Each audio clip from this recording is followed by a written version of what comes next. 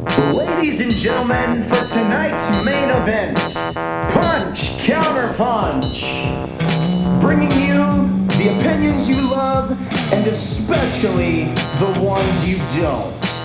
Here are your hosts, Gabriel Fast and Ethan Maestri. When you say pizza, like chains, Yeah. do you mean any pizza chain? Yeah, anything. Because, like, we went with our current go-to, right? It Which changes. is? Casey's. Man, dude. That was not even on my radar at all. Really? But I know I've ordered full pizzas from Casey's because they are, I know what you know what it is Horton's, rest in peace. Yeah.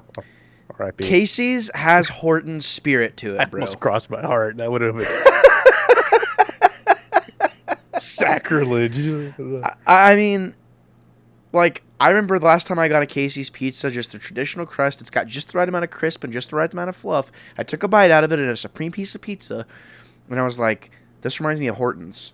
So maybe that's why you like it so much. It is very similar. No, and I've always thought that. It's always had a similar feel about it. But right now, Casey's is doing barbecue pizza, pulled pork barbecue pizza. Okay. It's on point. And because there is no good barbecue joint in Joplin, it's the best we got.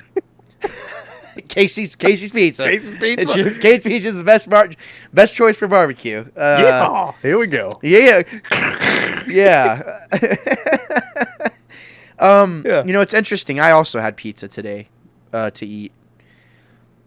And it's one of my favorite pizza places in the Midwest. Mazzio's. Oh, Mazzio's. Chef's Buffet, kiss. bro. It's Buffet, Mazzio's. Pittsburgh, Kansas. It is like stepping back into 1988 when you go into that place, and it's glorious. It's amazing. The one what I went to is in Mount Vernon, Missouri. Yeah, and, I'm familiar with that one. Yeah, and same type of thing. It's like, like y'all updated a little bit, but not much. You know what I mean? Yeah.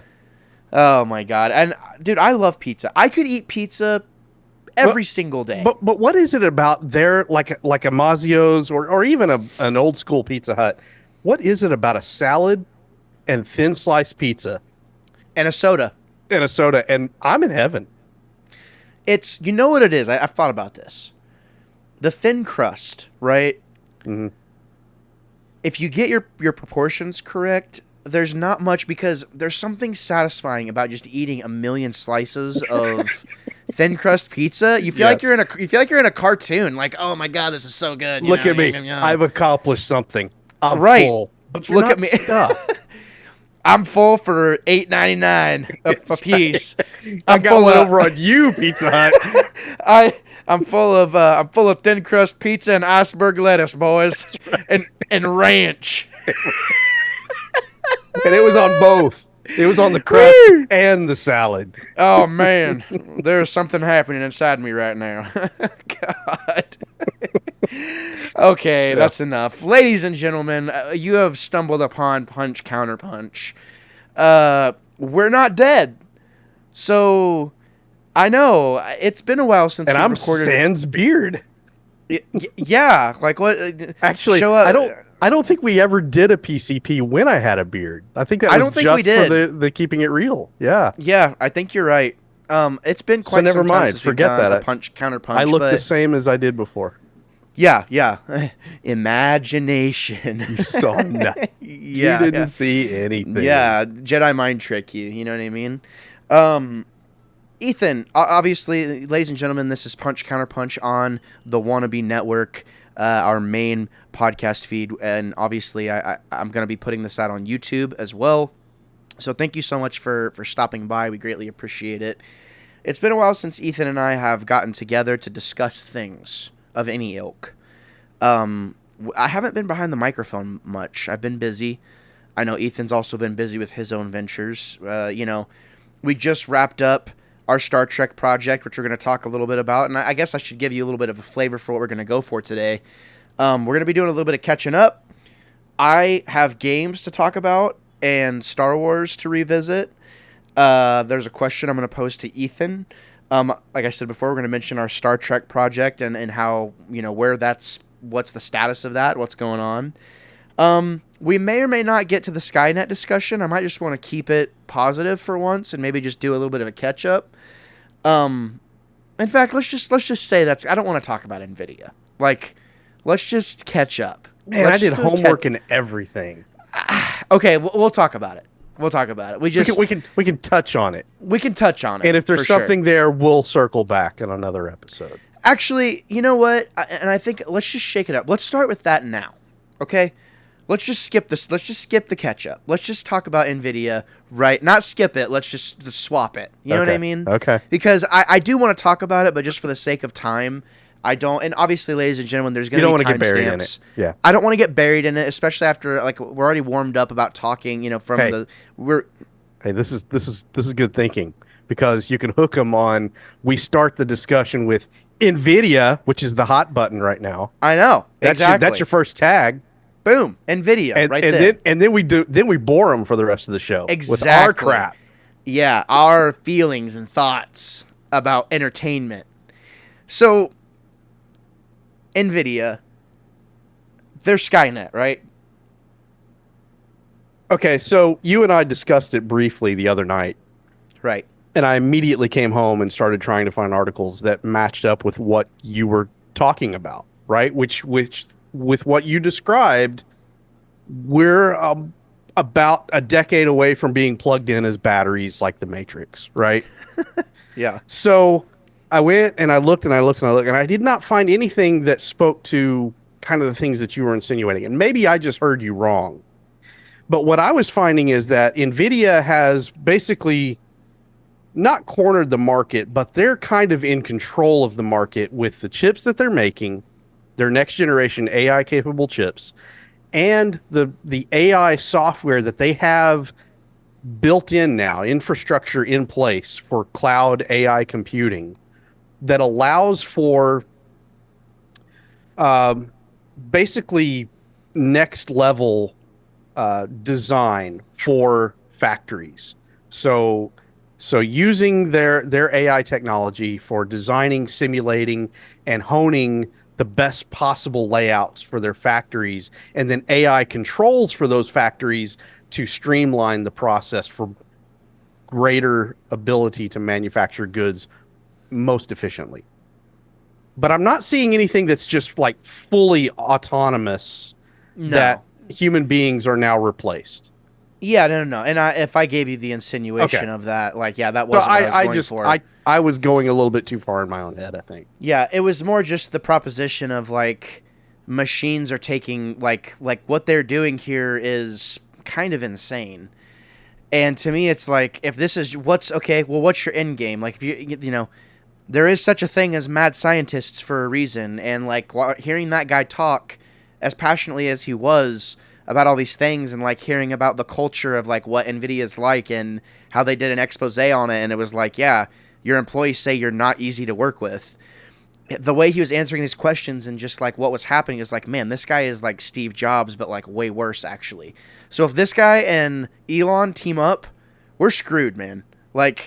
It's over. If you're not thinking they're talking together right now and plotting to take over the world, you're insane. It's happening. They're plotting, dude. I could see it happening. One of the best memes I saw the other day was somebody posted in a chat that I'm in, and it was what Elon Musk thinks he's like, and there's a picture of Tony Stark with the Iron Man suit and the pose, the heroic pose and everything, and then the next one is what Elon Musk is actually like, and it's Sam Rockwell's character from the second Iron Man. I forget his name.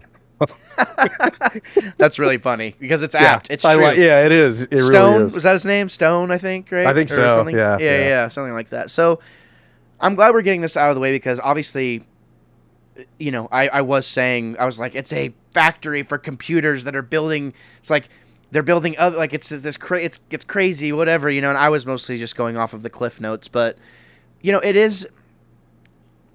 We shouldn't be shocked. I think it's inevitable that it goes that way, and it gets more and more whatever, and hopefully some guardrails get put up, and that can be communicated to the public about how those protections are in place and X, Y, and Z, but it probably won't happen. No.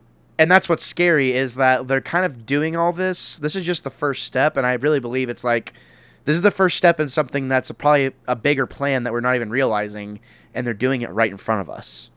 Well, and I think what we're really starting to see as AI is advancing and now to really starting to take off.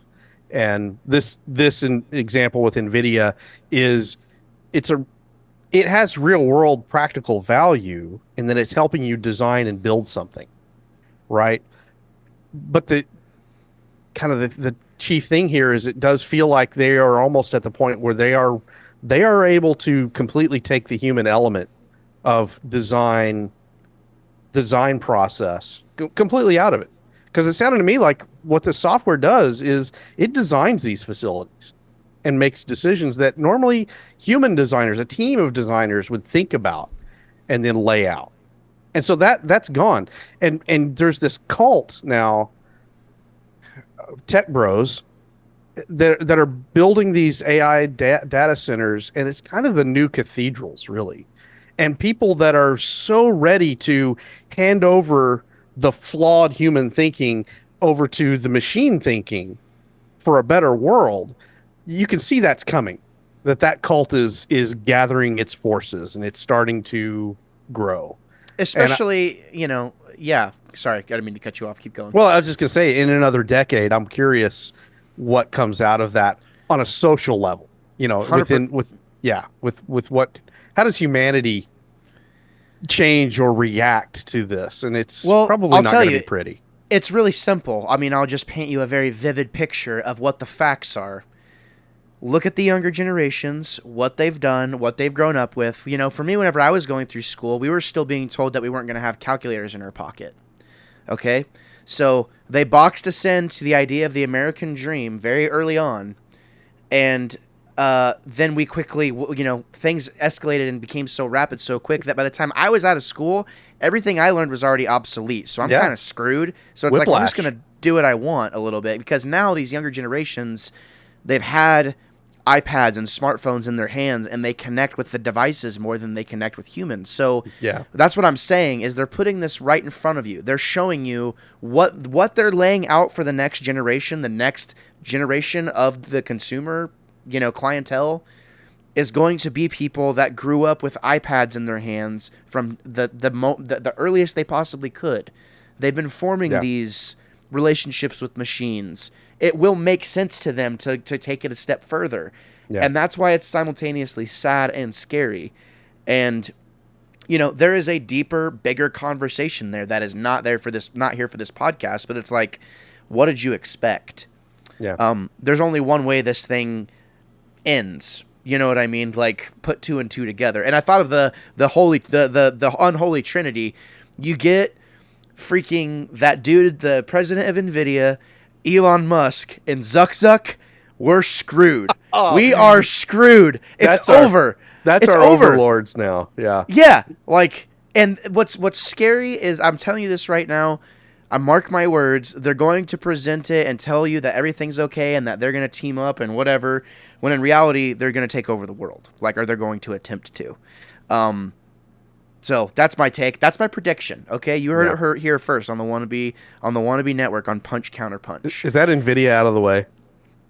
That is NVIDIA out of the way, and I feel so much better from being able to express my thought process on how I feel about this. And you as the listener, you're more than welcome to chime in the comments on any platform of your choice. We're on Spotify. We have the comments there. We're on YouTube. Obviously, I'm sure there's some clippage, going on with this episode. It's great. But yeah, hey, I'm done. I'm off my soapbox. And listener, if you want to let Zuckerberg know exactly how you feel, go to my Facebook profile and leave a comment. So there you go. Yeah, there you have it. That's where Ethan wants to be found. No. Hypocrite! No. Traitor! Traitor! Hey, I tried to find my MySpace page the other day. I couldn't find it, so... Oh, dude, MySpace, guys, but yeah, it's been reworked and changed, and it's not what it used to be. It's over. Yeah, I mean, there is no MySpace. So yeah, okay. Now that that's out of the way, now we can catch up. Okay. So Ethan, obviously, I like to defer to you in these situations because I'm like you approach your hobbies from a more practical angle, and I find myself kind of in between the more practical, like physical things of like, miniatures and, board games and, trains and things like that. I find myself somewhere in the middle of that and the digital age, and it's a really strange place to be because you're kind of on the cusp of two different worlds when you really think about it before the 20th and 21st century. So to me, it's like I'm always interested in what my guests are doing and like what their interests are and trying to like walk around that headspace. And I know you said you had several things to discuss this evening. Do any of them have to do with trains? Yeah, as a matter of fact, they do. Yeah. All right. Awesome. So yeah, well, you have the floor. I think since the last time we did PCP, you've actually been over to my house for a game night, and you got to see a little bit of my project out in the garage. So for and I know I've brought it up in the past, but for the listeners that may not be familiar, I have a 2.5 by 14 foot layout that I'm building in my garage, and it's just it's a fake town, just kind of a Midwestern town representation on a what is actually an abandoned branch line of the Pennsylvania Railroad. But in my reality, because I'm doing in the hobby, what they call it is proto fantasy. So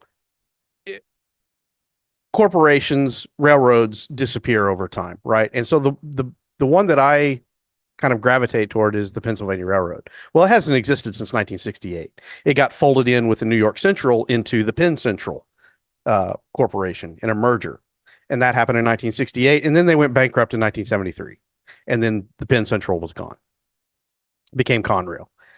Conrail's gone now. So it's kind of interesting, the history of railroading. If you're at all interested, it's worth your time to look into. But in any case, my proto fantasy is modeling the Pennsylvania Railroad as if it never went away.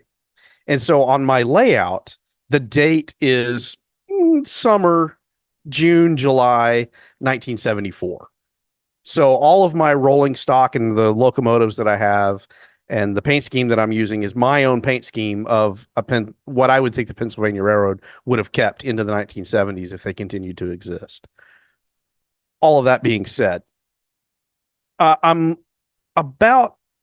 got scenery on the layout, grass and shrubs, and I don't think I had any of that when you saw it. It was just a couple of buildings at the time. Most of my buildings are all built. I have one building left. It's the biggest one on the layout. It's going to be a big factory, about 24 inches by 20 inches square or rectangle, which represents a lot of traffic on the railroad. So that'll be nice once I've got that built and done. But everything else is done, and I've been running trains on it and doing little switching operating sessions. And my locomotives have speakers in them, so they make the bells and whistle sounds. I have seen that. I got to do that. That was cool. So I've got all of that going, and it's just been a joy over the spring to just spend time out there. I try to get out there every evening, 15 minutes, 30 minutes, an hour, and it's just it's so relaxing. I find that it is more relaxing to me to do that than it is to just sit home and play video games for the rest of the evening when I come home from work. It's nice to have that little bit of a rest. Rest your eyes on something real for a little bit. Work with your hands, your fingers. Run a train up and down the board. That's been extremely gratifying. And it's been a year now. I've been kind of working on and off with this hobby, getting back into it. And it's becoming even more rewarding the more I get into it. So that's the one thing. The kind of the one big thing from the last time we talked in a PCP. The other thing is I actually have gotten away from all gaming for about a period of 6 months, since probably the beginning of the year. I wasn't playing Elite Dangerous, none of my sim games, none of it, until recently. And as a result of the railroad bug that's bit me, I've revisited Railroad Tycoon 3. And that came out in October of 2003 was when that game came out. And I've had it on my new PC for a while, but I couldn't get it to play because there's a particular bug when you buy it through Steam that it will not play on Windows 10. Well, I finally put my mind to it, and found the configuration file and got it put into the program, and now it runs on this PC. And I just, man, that genre of game hasn't really had anything that's kind of piqued my interest in a long time. You know, the roller coaster tycoon, zoo tycoon. You know, the economy is it economy genre, economic based Yeah, games. like a commerce sim almost. Yeah, commerce. Yeah, there you go. Railroad Tycoon 3, I think, is about one of the best ones that have done it, because here it is 20 years later, and I still, I played the game since it came out, and I still love coming back to it and replaying the scenarios and the sandbox and the campaigns. And it's just, so yeah, for the last couple of weeks, I've been really getting into Railroad Tycoon 3. So that's kind of been my re-involvement in computing and gaming a little bit. You know, take it or leave it. I'm a gamer. It's there. It's You are there. a gamer. Yeah. Yeah, of course it is. It's retro, but I love wanted it. Well, yeah, and dude, like, there's reasons that I keep, you know, like, I do, you know, you can play, you can get emulators on your iPhone now. Like, game preservation is important because, you know, I was thinking about it the other day, and it's like, man, there hasn't been just anything new that's come out in a while that's really just knocked my socks off. Yeah. And, you know, it's like a lot of the same tricks are being, like, kind of passed around in different games. It's like I've been playing through Guardians of the Galaxy, which, and granted, one thing I really love doing, and this is what I'm glad I've realized this now, is I love the gaming element. I love gaming. That's great. What I love more about it is the discussion around it. So what I've been doing is making sure that I have notes open every time I play, and whenever a thought comes to mind, I type it and I write it down, and I'm expressing myself to myself. When I go back and read that, when I inevitably try and form a review, it's like, yeah, that makes sense. That tracks, you know, all those things that I was thinking. And Well, this is what I appreciated about it. Yeah. yeah, exactly. Like, or this is what I didn't appreciate about it, or whatever. But I think there's a human element that is kind of lacking with games nowadays, and we're seeing a lot of that being lost. Like, they don't make games the same way they used to, and preservation of those things, the building blocks, you know, every game that's come before the games now have all played a part in the bigger narrative and the bigger medium of gaming. And that's why you have all these content creators and all these people, and like, just like yourself, what we're doing right now, being able to exclaim, like, this is a great game for this genre. Yeah. And, you know, obviously you have reasons why and things like that, but it also speaks to your physical hobby that I wanted to circle back to, in that I'm obsessed with behind the scenes things, you know, like with how movies are made and films, and you know, like the Star Wars, the Lord of the Rings, like a lot of these things, and how they take miniatures and like mini displays, and, you know, even with Titanic, like taking mini displays and bringing it to life. And that's a fascinating element to me because, hold on one second, it's part of the magic of how ideas are executed. And being able to walk around in your own imagination as you're you're developing these things and creating these ideas, even if it's something you're trying to recreate a specific, you know, railroad depot or whatever it is you're trying to do, there's limitless potential for ideas for this landscape that you make, you know, and it's like you can tell whatever narratives that you might like to. And just realizing that that's a key piece to some of the biggest ideas that have ever been executed, I think is something that I'm starting to kind of realize, like, oh my God, like, some of the best stuff ever made was by the people that were using their imaginations, playing D&D in their parents' basement, coming up with stories, painting figurines, you know, building sets and maps, and making these worlds come to life. There's a reason entertainment does not hit the same way it used to, because we're living in a predominantly that's a bygone era. Yeah. The producers that are putting out the things you love now were not playing D&D in their parents' basement. I can almost guarantee that. Some of them might have, but the hotshots that are coming up and coming up with these ideas, they're not thinking about that at all. Yeah. I think I think I can speak a little bit to what you're saying there if I'm plugged into the same thought that you're trying to express there. One of the things that I observe is the predominant attitude now is do what you feel is right, right?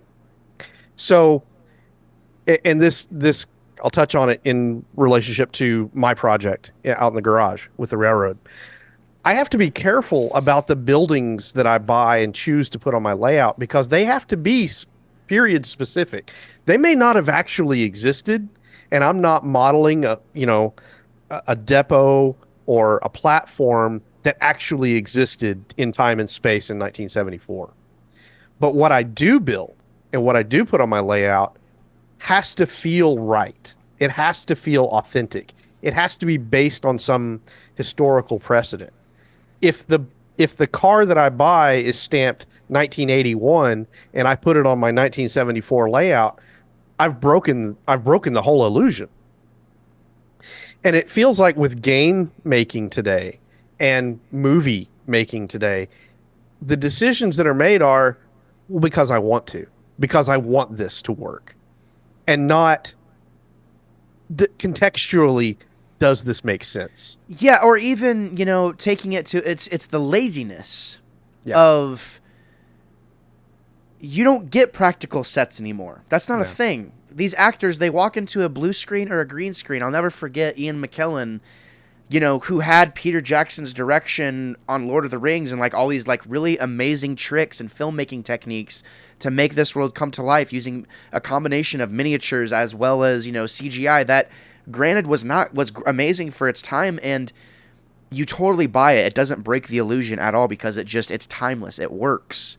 Whereas contrast that with The Hobbit, a movie that was made, over a decade later, there's scenes of him behind the scenes and he's just sitting in a green room, and he can't find the character or the scene. There's no connection.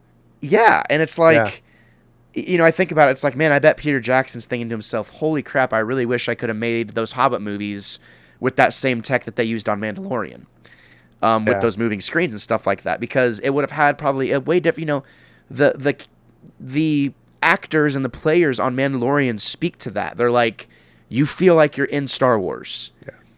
And to me, that's like, I admire you. Maybe you haven't even, I'm bringing things to you that I've noticed that are just ideas that maybe you connect with, maybe you don't. But I think it's kind of cool how you have a instinct to be drawn to these miniatures, and you're inevitably trying to create something and let your imagination kind of run wild, for lack of a better word.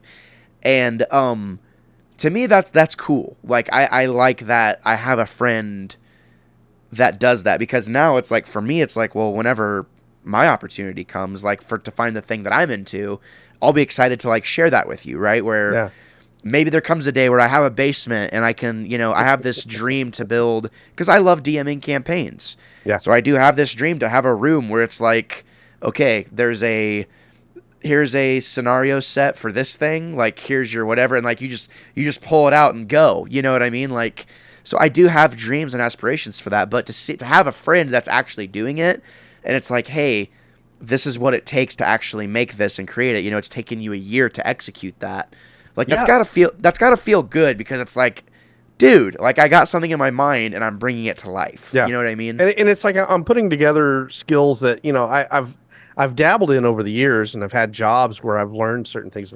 So soldering skills, electronics, circuitry, all of this is coming into play in order to build this thing that just looks like a Midwestern town in the 1970s. Right. And it's just, it's cool. Moving on from that, I got a couple other things to finish up on here. I finally got Apple TV.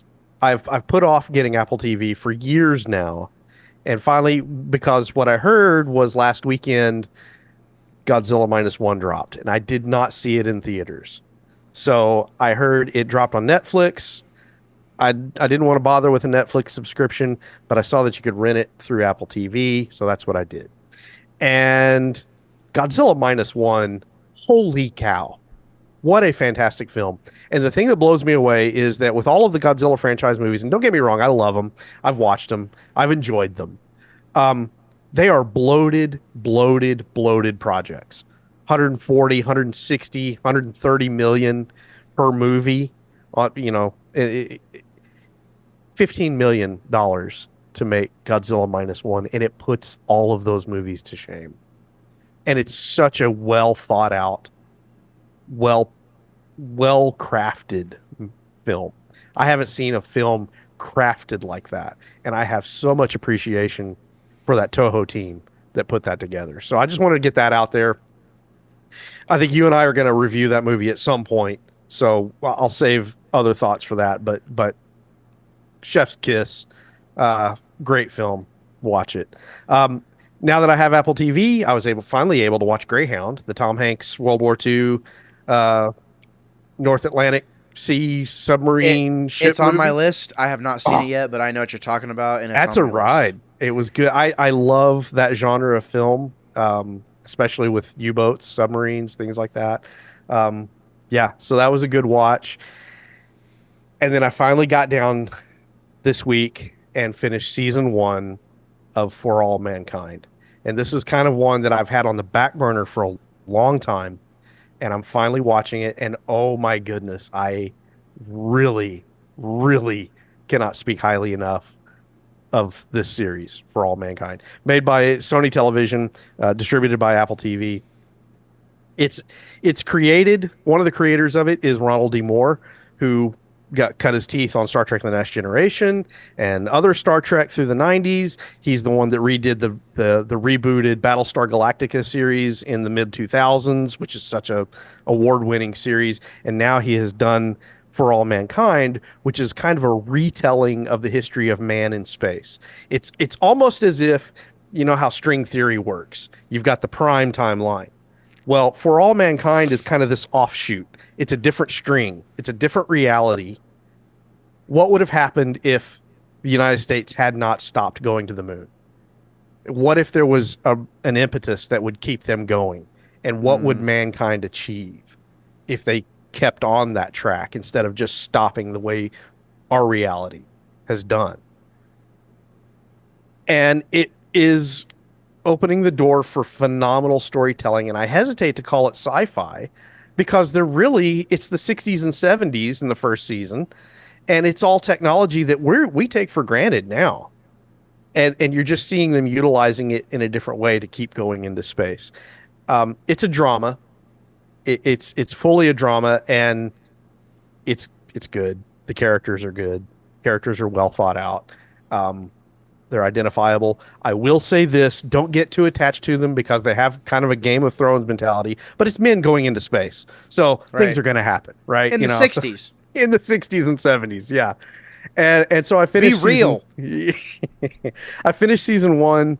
It was fantastic. I could not wait to get started on season 2. I have started season 2. It's just as good. It's the 1980s now. Reagan's in power, and oh snap. I love this alternate history, and it's part drama, it's part fake documentary. There's documentary elements about it, and I love all of it. Like mockumentary? Not mockumentary because it's drama. They don't go for the comedy to sorry. There's comedy there and it's enjoyable. But man, I am really enjoying this series right now. So For All Mankind, besides a bit of language, everything else is just I'm liking it. Word. Well, there you go. Glowing review from Ethan. Anything else you want to tell the people about? I'm good. I'm caught up. Okay. I don't have anything whimsical or, philosophical to add to any of that. Moving on. But anyways, moving on. We're just going to railroad this Next guy. song. Next song. Star Wars Hunters has come out. And this is a game I've had my eye on for a long time, Ethan. It is a team shooter set in the Star Wars universe. It's free on mobile and Switch. And it is a straight up Overwatch clone and third person. And it is better than a lot of games that get released as full-fledged AAA games. I'm hooked on this game. What do you play it predominantly on? So I have it on both, and it's really cool because it's with a Zynga account, so you can link your Zynga account and carry your progress over. You do have to buy the battle pass on 2 different devices so that each platform gets their money, but whatever. Your progress for the characters and what you're doing, that transfers over. So it's a no-brainer. I have a little doohickey here that has made my mobile gaming elevated to the next level. and it's a clamp where you clamp Mhm. on Yep. your controller, and then it just magnetizes right to my thing, and I can control it. And I gotta say, like, I was murking fools, and this is my preferred way to play. I also play on my iPad, so playing on the bigger screen. I have the iPad Pro. Playing on the bigger screen with the same fidelity, like similar graphics and similar responsive times, whatever, it just plays really great. And I'm thinking to myself, like, what is the thing that's maybe setting this game apart from a lot of other games? And I think it might be Disney's first offering that feels game-wise. Because I have the new Jedi Survivor game, and there's something about it I just can't. There's something about those two games that I deeply appreciate what was done, and I understand people love it, but I don't know that I was necessarily ready for it. I was ready for this. Like, this was announced a while back, like I think over a year ago, and it was like a hero shooter where like it's nice and quick matches, and I remember thinking to myself, this looks awesome. Well, it's finally out, and dude, I just. It sounds so silly to say that, like, I'm so excited for a mobile game, but I don't know. I want to know. What? A mobile game? Yeah, I know. I mean, hey, here's the fact of the matter. Is your name Nick or something? Do you moonlight on another podcast? No, listen. Nick, if you hear this is for you. Play Star Wars Hunters with me, because it's doing things that other games have done. It's got the kind of like the Splatoon feel to it, in that it's nice and short matches. But you wouldn't expect the level of what you're getting to be on mobile. It could totally flourish on console and PC, in my opinion. Like, I think it does have that capability, and I don't think, like, whenever I'm like getting dominated in a match, it's like, okay, well, they're obviously using a controller for sure. Granted, it's not perfect. It's not a perfect game by any means, but I really like the immersion, and I feel like it has legs to actually succeed. Again, it's a full out Overwatch clone, like even down to the UI and everything. But man, it kind of works, and I'm kind of digging it. Segueing from that, still Star Wars related. Do you have Disney Plus right now? Are you anti Disney Plus at the moment? I do not have. I'm not anti Disney Plus. I just don't have it at the moment. Okay. Let me touch on that, because I know where you're going next. And before we get away from Star Wars gaming, I just want to speak to that, because I had a little bit of a thought, because I was thinking about, all right, so Railroad Tycoon 3, when I'm kind of done with this, what's the next game I'm going to pick up? And you mentioned Jedi Survivor, and that's Right. what I was thinking about. I was like, I haven't played that yet, because I really enjoyed the first one. And I know it's out there, but if it comes down to making the decision, I think I'm going to do the Mass Effect Legendary series again first, before I go to Jedi Survivor. It's so good, dude. And so I want to be excited about a Star Wars game. I'm just not. Dude, and you know what the problem is here is it's not the game's fault. Jedi Survivor, great game. Like, I haven't finished it yet, but what I've played of it, it's like, oh wow, you literally took the first game and made it to where you can now Red Dead, basically, Jedi Survivor. Yeah. Like, you can live there if you want to. Yeah. And I think that's the problem is I don't want to live there. I don't want to have to spend 30 to 60 hours in a world that I already know so well just to try and claw for a new experience. It's like, I already know this narrative. Like, yeah, he's a Jedi on the run. He's in hiding. And he has to find his purpose and his crew and, like, find inner purpose and work on his skills. Exactly like the first game. Like, that's, spoiler alert, like, that's the logical way to go. We've seen it in the trailers. I'm not saying it's not a great game. I'm not saying that. I'm saying at where I'm at right now, I need to be able to hop into when I need Star Wars and, like, that feeling that I can scratch that itch and, like, stay excited about it and like hopeful about it. Something that hits and is really easily accessible, and not something that I'm going to have to sink so much time into to get an ROI. It's like, dude, games are too long. It's like I'm trying to wrap up this Guardians of the Galaxy game, and it's great, But it's like, what happened to 15 to 20 hours? I That's know. it. I know. That's it. I know. Like, what happened to that? There was multiple times in this Guardians game where I'm like, wow, you literally could have ended the game here. Why are we still going? I am going to counterpunch counterpunch you on one point, though. Okay, what now? So that was your reason. My reason is entirely different, at least initially. I did not want to get into Jedi Survivor, even though I wanted to when it first came out, because I knew the second I buy it, it's going to be on Xbox Game Pass. Yeah. So I was waiting around forever on that until I just lost interest. I just pulled up my Game Pass. Oh, look, Jedi Survivor's there. I'm glad I looked, because if I had gone ahead and bought it, I'd be an unhappy little boy right now.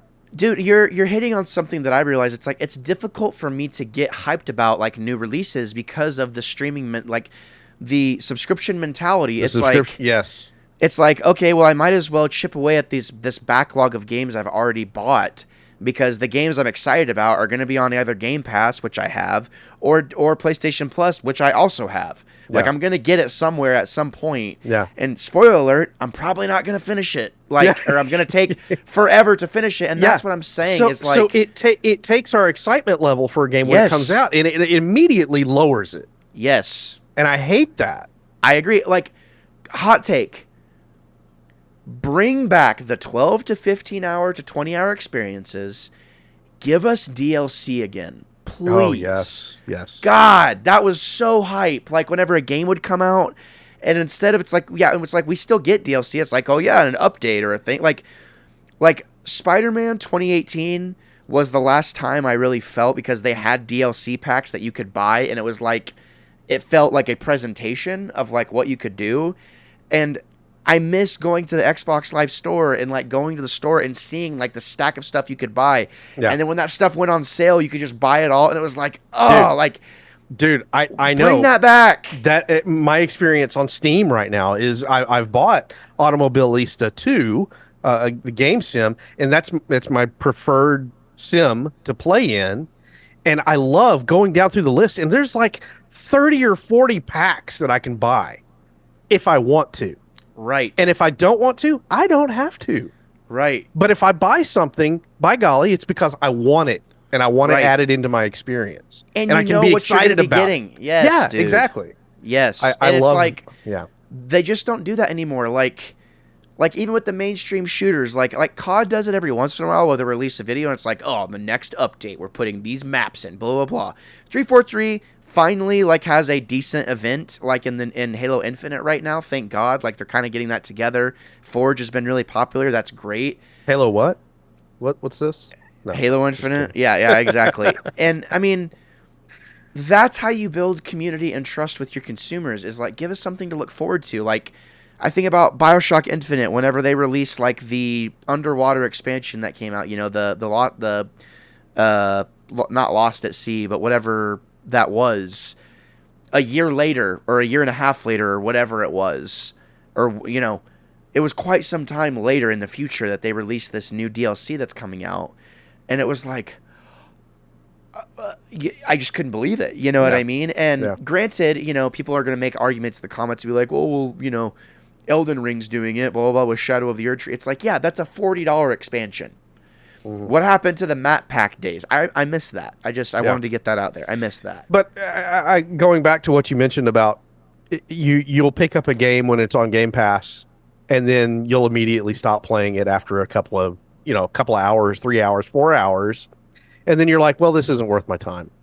And that's sad, because it used to be that you bought a game, it wasn't going to be 100 hours of your time. And you knew that going in.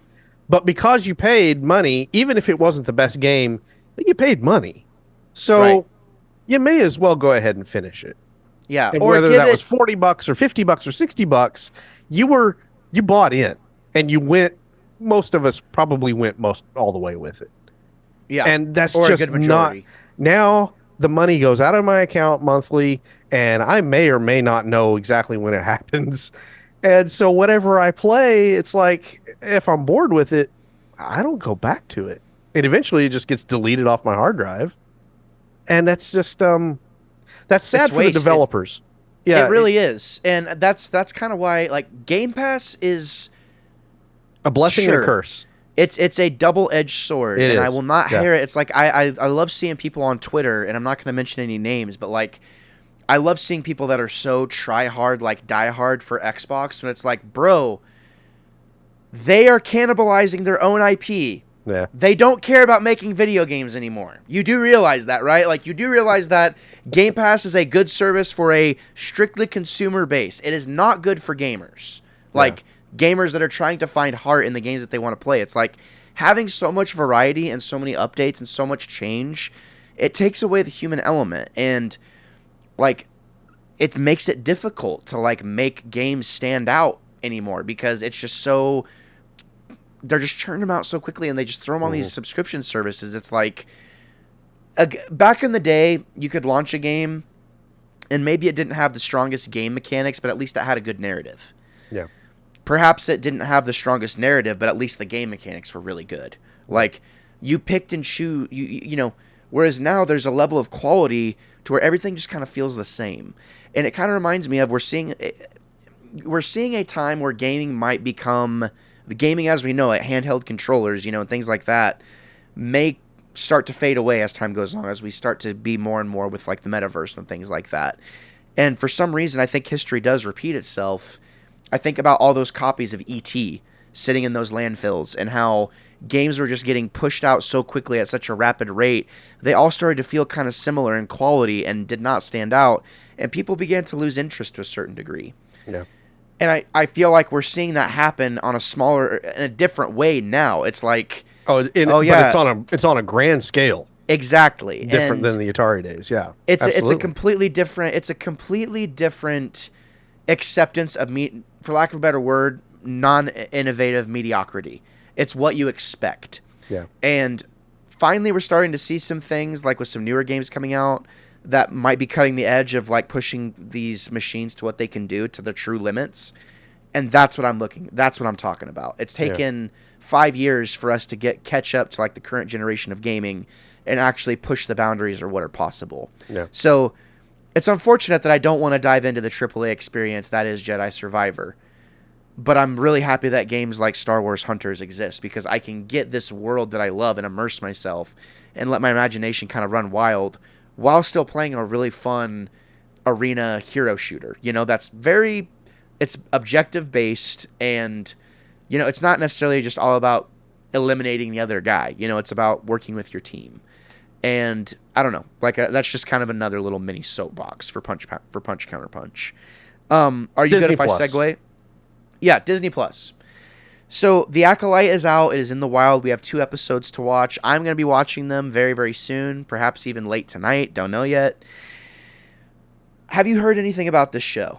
No, I haven't. And other than a couple of clickbait looking stuff on YouTube that I know it's just going to be a negative crap on the Acolyte. And I don't know. I haven't followed the production. I haven't followed the trailers or any of it.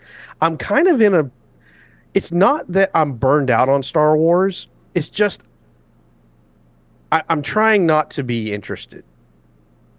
I'm actively trying not to be interested in what's coming out on Disney Plus, just so that I don't have to subscribe to it for a while. And then when I'm in a mood, I will subscribe, and then I will go to season 3 of Bad Batch and Acolyte, and I will start to resample this stuff and take the pulse of where Star Wars is for me, and, you know, make a decision from there. But yeah, I'm like you, 6 months to a year ago. I'm taking a break from Star Wars. Yeah, I mean, it's one of those things where let me ask you this: what's got you excited about Acolyte? That I know nothing about it. Oh, okay. But I see lightsabers, and I see actors that I like, and I see other people getting excited about it, and I see a very low audience score, but a very high critic score. And that always puzzles me, because I never fully love or hate something. I try and find the good and bad in what I see in it. So I'm just intrigued because I know nothing about it. All I know is that it's set in the High Republic, and this is a period in time that it's very actively being developed in the comics and the books and things. And this is the first live action thing we're getting in this world. Yeah. So I am interested to see what it's about, and just get kind of like I'm interested. But it's simply just for very surface level reasons. It's like, oh, new Star Wars, okay, like maybe that's cool. I don't know, but I think it's actually my active disinterest, kind of like you, or that forcefully like, okay, I'm not really tuned into that right now. Mm-hmm. I think one of the things that you and I as podcasters recognize and have talked about, kind of a little bit on camera and on podcasts, and then certainly behind the scenes, it's harder now to keep up with everything, right? And I actually find that I'm happier when I actively cut some things out, set them aside. We'll revisit them later when I'm in a mood. Right. And one of the things that here coming back to railroading, and I won't stay too long on this subject, but with railroading, I've listened to several podcasts that talk about model railroading, right? Because you plug into that community whenever you get interested. And one of the things that I've heard mentioned several times is, if you've got to do something on your layout, but you don't feel like doing it, don't do it, because you're just going to reinforce the negative quality of it, right? And that's not just with model railroading. That's everything in life. And I'm slowly coming to that realization that if I'm just not interested, don't go after it. Don't force. Yeah, exactly. Because I'm just going to burn myself out on it. And I mean, on the opposite side of that too, as I was just talking with, I was editing a show before we recorded this, a girl in her phone videos, shout out to her. We were just talking about how when you're behind the camera, like trying to capture, she's a wedding photographer. She's a wedding videographer who primarily shoots on an iPhone. She's really, really doing really compelling things with her phone. So definitely go check her out, listeners. But the vibes come through.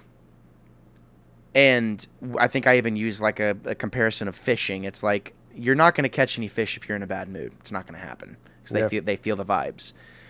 So it goes the opposite way as creatives. It's like, if you're not in a good headspace, then maybe that's a good time to like work on the bad guy, right? Like if you're in a negative headspace, realistically, makes sense. If you're feeling great, maybe it's great to actually focus on a part of the story that you're not inclined to work on anytime soon. Like maybe that's a bit far off. Well, for your situation, as a consumption, you don't have a choice. You're being served what's given to you.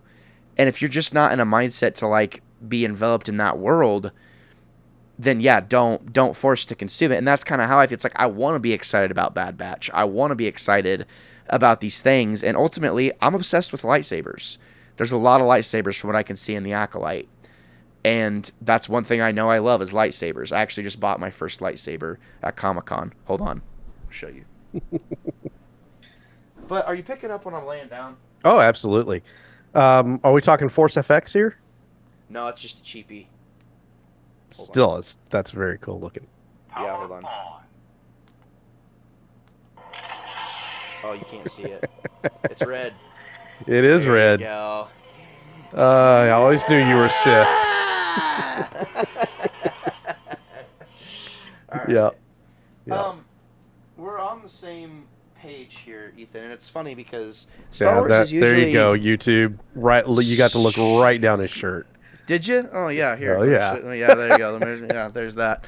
I can't wait to see the algorithm pick up that spike on the playback. Yeah, this is your most viewed scene. You and I obviously we struggle coming together on Star Wars and on certain things. And I think there's obviously big discussions there around that we've had and still have yet to have, I think, because Star Wars isn't going anywhere. But one thing I know we can agree on. What's that? Phantom Menace is 25 years old this last month. Can you believe that?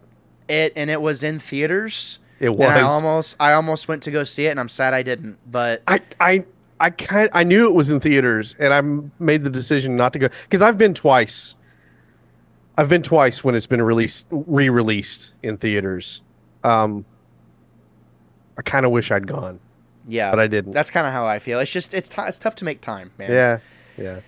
But I agree with you. You know, there's times where you and we kind of dip out at different times, and it's like, yeah, I wanna consume something new. You don't always want to be immersed in a world that you know like the back of your hand, or you feel like you know like the back of your hand, and sometimes it's just like, yeah, I don't want to talk about that, man. Like, I don't care. I don't care right now. I don't have it in me to care. I'm tapped out right now. Yeah. I still love it deeply, but I got an empty cup with that right now. I need some time for that cup and that interest to fill back up. Yep.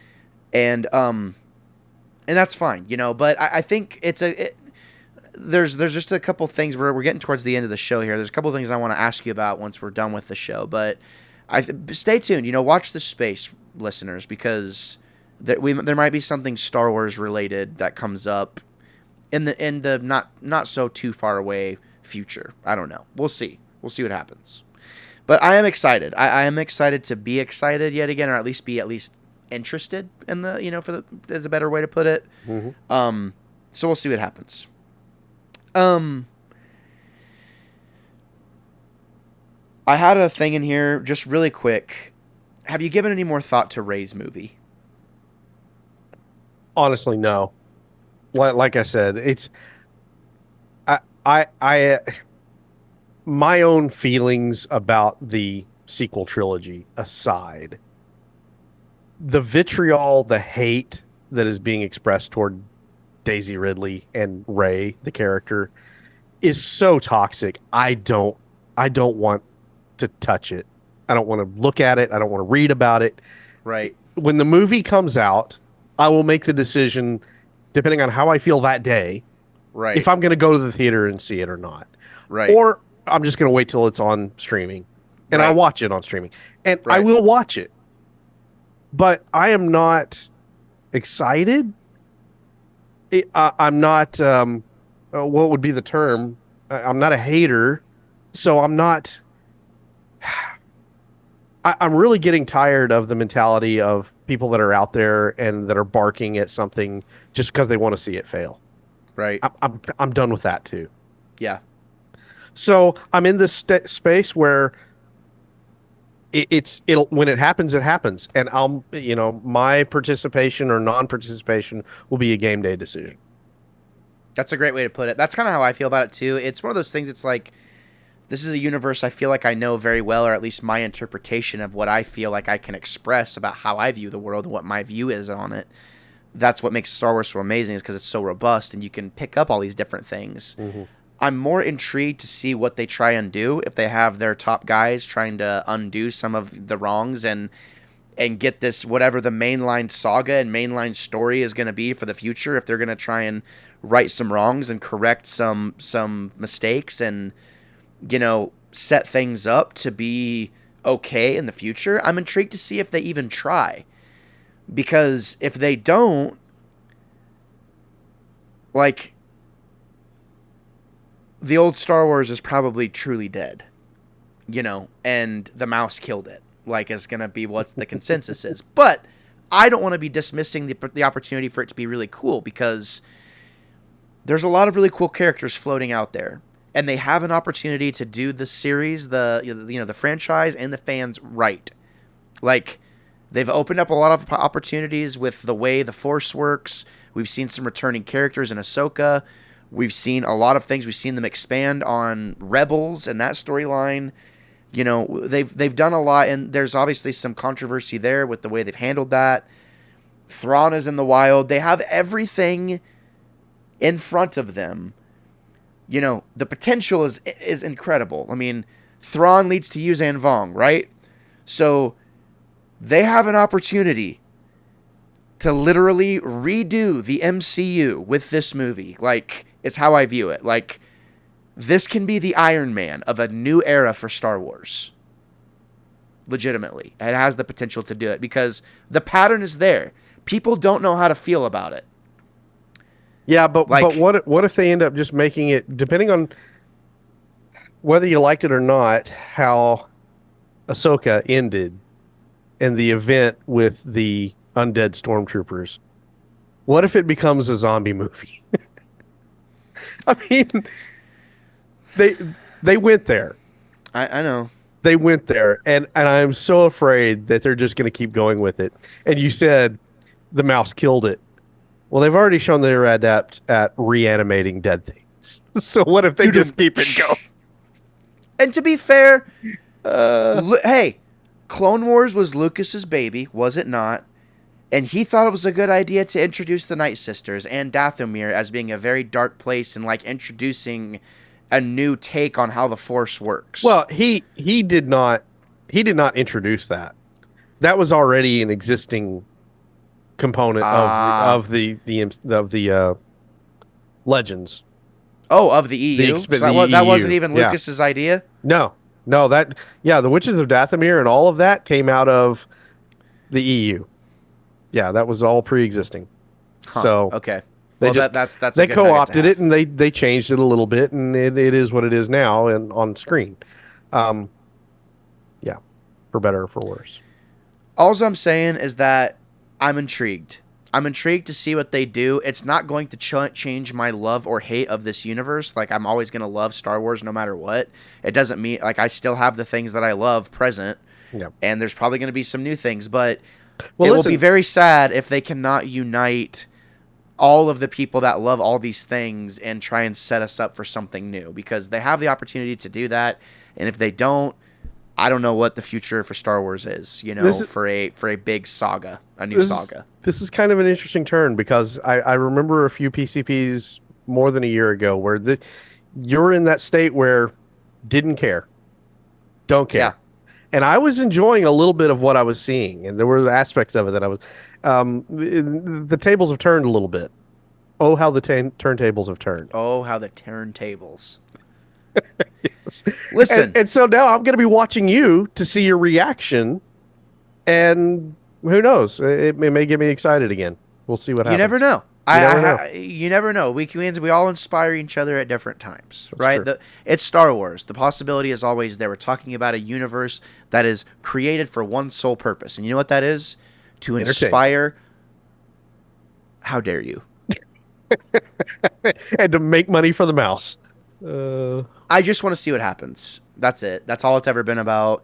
And we will criticize it in wannabe fashion, regardless of if it's good or bad. So there's that. There you go. Yeah. There you have it. That's all I have to. That's all I have to say about that. One last little tidbit. Our Star Trek project. I just want to say we started a project back in, I believe, 2022. Ethan. Yeah, I think so. Recording all of the Star Trek movies. We have wrapped the first phase of that project. All episodes are available on streaming on your podcast services as well as YouTube. So go check that out. And I'm very pleased to say we are entering a new phase of that. We are not going to. This is phase 2, and phase 2 is all about dropping it when it's done and not banking the episodes. So hopefully you'll be able to start seeing those a little more regularly. And I'm excited because it's June 7th as of recording this right now, 2024. We had a great discussion about Star Trek 7 Generations, and I'm greatly anticipating our conversations around these newer movies because I like Picard a lot more than I like Kirk. No disrespect to Kirk, but Picard's the man. I identify with him. I really like him, and I can't wait to see what lessons we're going to learn. So just wanted to throw that out there. Ethan, is there anything you want to put out into the wild before we wrap this thing up? No. I'm good. I'm good here. Me too. This was a thing, you know? Yeah. Okay. Well, ladies and gentlemen, you can find us on social media if you so desire. If you want to take a gander about where you can support us, we have links to our other shows down the description down below. Obviously, we're always thinking about ideas, talking about things, like coming up with potential ideas, and you never know what we're going to come up with. So definitely get familiar with some of our other shows, some of the things we're doing, and let us know how we're doing. So thank you so much for tuning in. And Ethan, anything you want to say? Yes, Gabe, I certainly do. Auf Wiedersehen. The Wannabe Network is proud to present Punch Counterpunch. The show is written and produced by Gabriel Fast and Ethan Maestri. If you'd like to get in touch with the hosts, you can email us at geeklybiweekly1@gmail.com. Until next time.